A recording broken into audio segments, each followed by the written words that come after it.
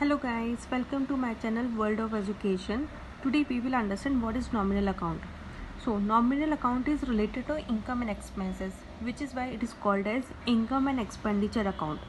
Now what is the rule of this account is debit all expenses and losses, credit all incomes and gains. Let's understand in detail with an example.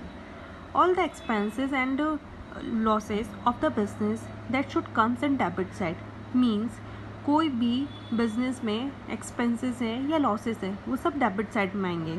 Let's understand with an example.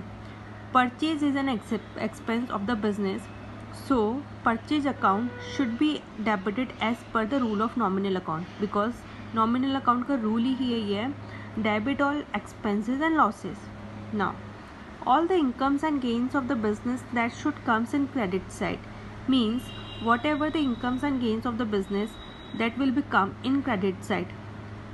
For example, sale is income of the business, so sales account should be credited as per the rule of nominal account, because rule यही बोलता है credit all incomes and gains. Now there are the few examples of the nominal account.